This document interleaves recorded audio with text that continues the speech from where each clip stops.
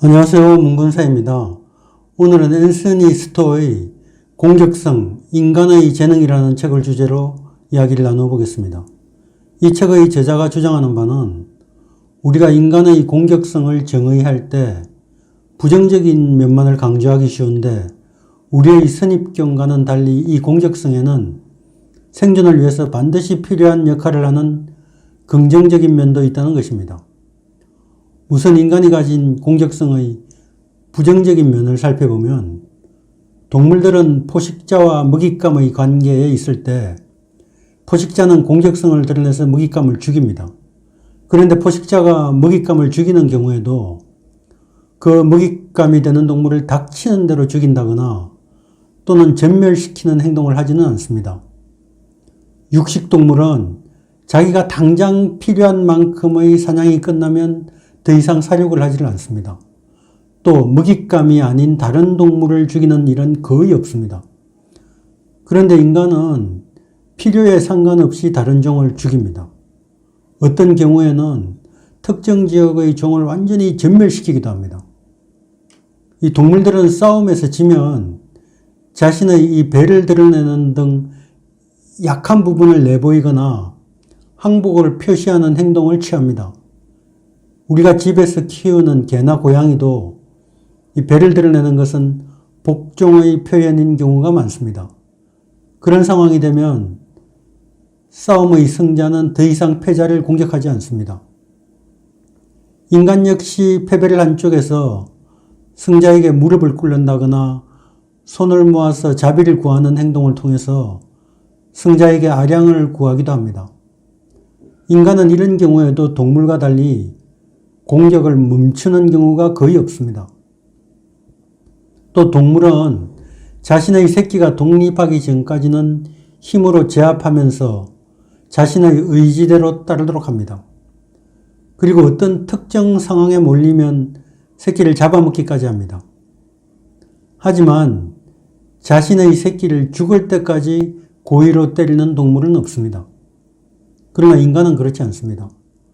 우리가 뉴스를 통해서 익히 보아왔듯이 인간은 자신의 자녀에게 무시무시한 상해를 입히거나 심지어는 살해하는 경우도 있습니다. 또 동물들은 같은 종에 속한 다른 동물을 공격할 때 보통 이 우월한 힘을 입증하는 것에서 만족할 뿐 적을 불구로 만들거나 심각한 부상을 입히는 수준까지는 나가지 않습니다.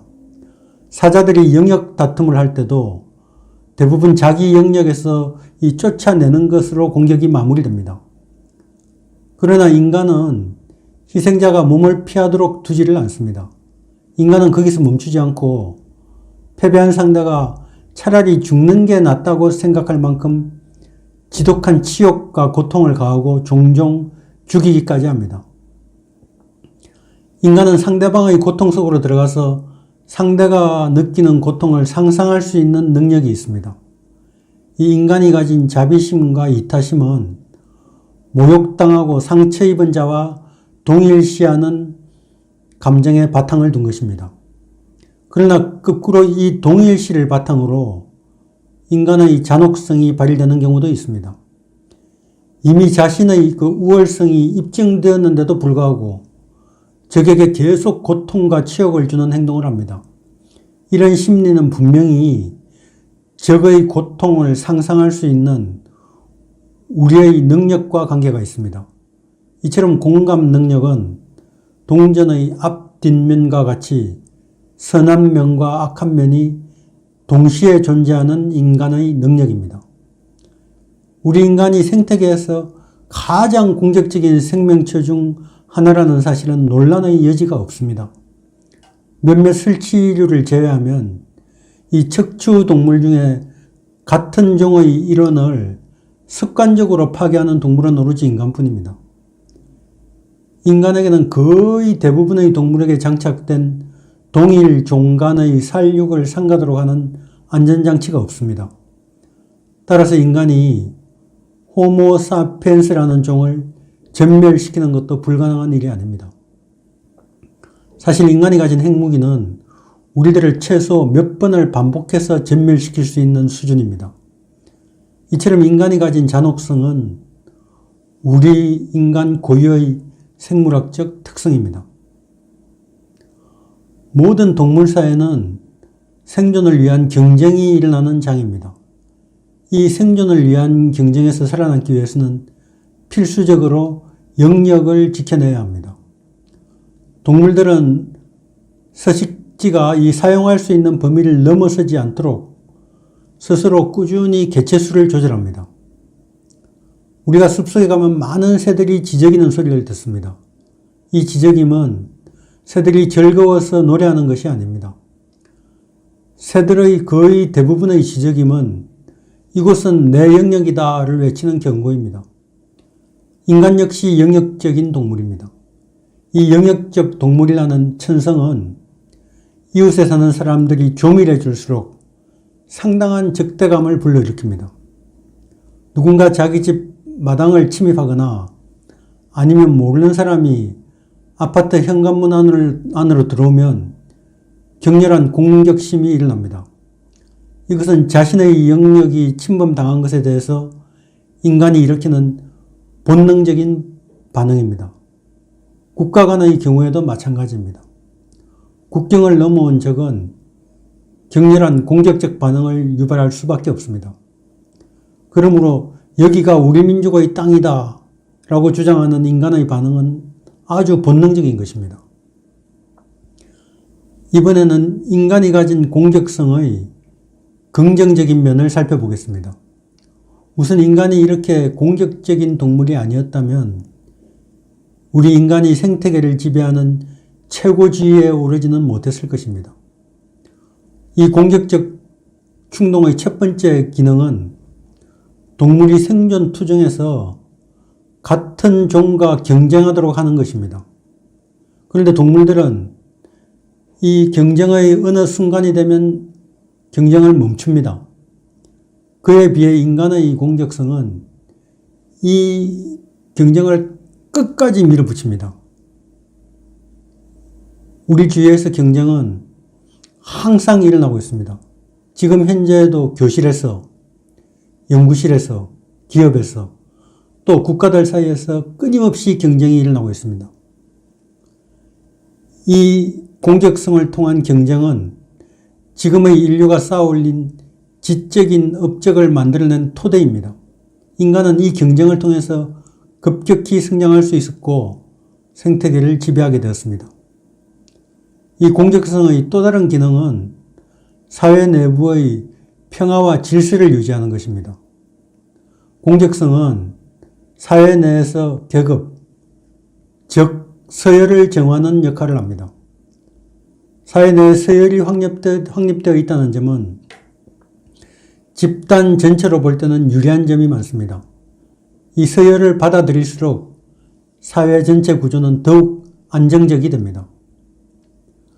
민주주의 사회에서도 군대는 필수적으로 유지되어야 합니다. 그런데 이 군사 조직은 엄격한 계급 질서와 절대 복종을 토대로 합니다.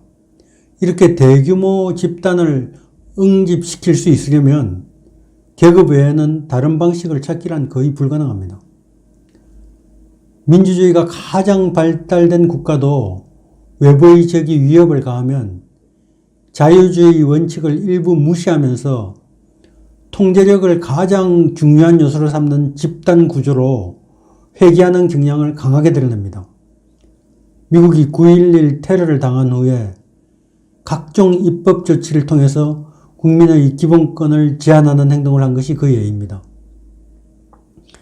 이렇듯 사회 내에 구축된 서열이 이 사회를 유지시켜주는 힘으로 작용하는 반면에 이 서열이 무너지면 오히려 형력이 더욱 강화되는 특별한 경우도 있습니다.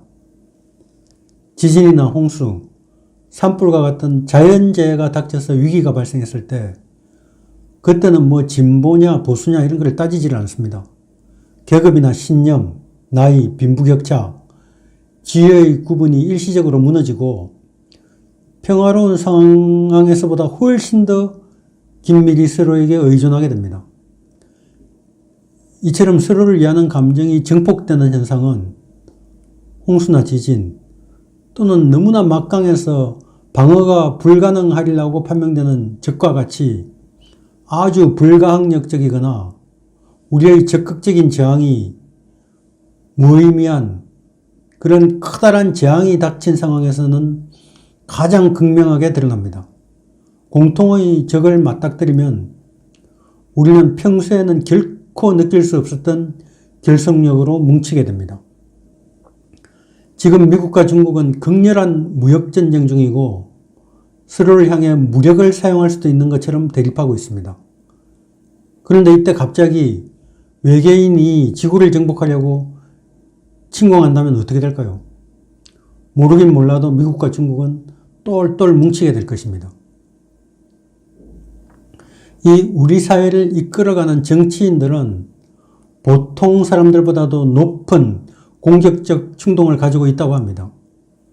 또 대체로 정치인들은 지능이 높습니다.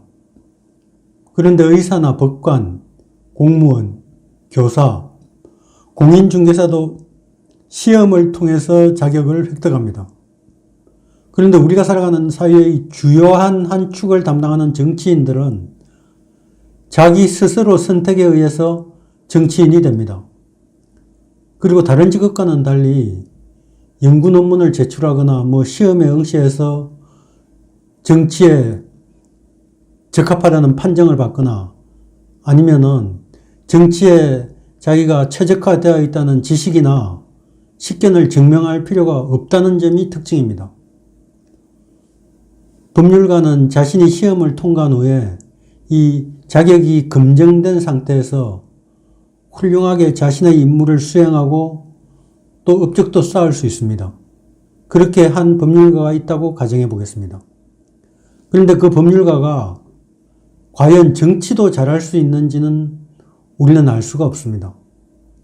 정치에서는 그들의 자질이 명확히 검증되지 않았다는 사실을 우리는 유념해야 합니다. 그러므로 국민들은 정치인들을 끊임없이 감독하고 감시하는 데 힘을 쏟아야만 합니다.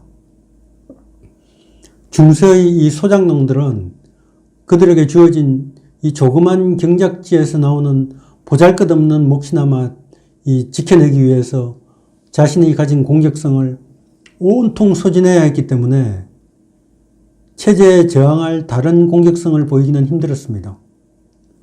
현대에도 이와 크게 다르지 않습니다.